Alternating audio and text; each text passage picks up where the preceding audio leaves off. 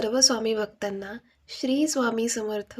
आज तुमच्या सर्वांसोबत एक अशी गोष्ट शेअर करायची आहे, जी कदाचित बऱ्याच जणांसोबत घडून गेलेली असेल. स्वामींच्या सेवेला सुरुवात कशी केली? कुणी सांगितलं? कुणाचं ऐकून केली? खरं सांगायचं झालं तर देव असतो का? हा मला सगळ्यात मोठा प्रश्न पडायचा 2023च्या आधी.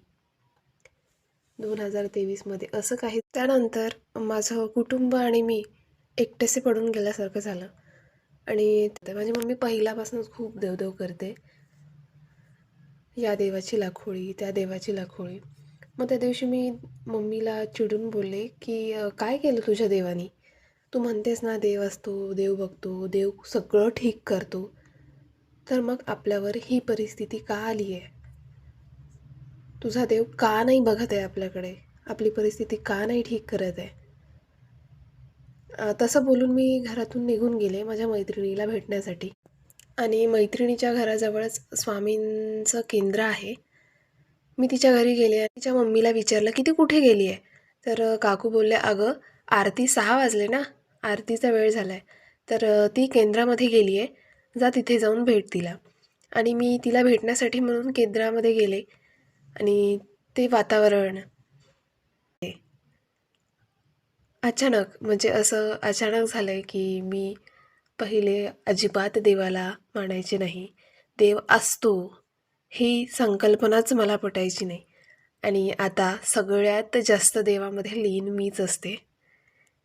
आज 3 वर्ष होत आहेत. मी दर गुरुवारी नित्यनेमाने स्वामींच्या केंद्रात जाते, आरती करते. त्या वाईट परिस्थितीमध्ये मी स्वामींचं करत गेले, करत गेले, करत गेले आणि मी कधीच काही नाही मागितले की स्वामी मला हे हवं आहे, मी हे सेवा करते, मला ते हवं आहे. नाही, मी प्रत्येक वेळी मनातून, म्हणजे असं याचं ऐकून की हे हे कर मग तुला असं होईल, ते कर मग तुला असं भेटेल. नाही, मी तसं कधीच नाही केलं. जे मला मनात वाटलं की हां आपण असं केलं पाहिजे, मला असं करायचं आहे, मी तेच करत गेले. आणि मी कधीच स्वामींना बोलूनही नाही दाखवलं की मला स्वामी असं हवं आहे, मला तसं हवं आहे. ते सगळं होत गेलं. मी कधीच नाही बोलून दाखवलं स्वामीला. स्वामींनी ते आपोआप केलं आहे सगळं.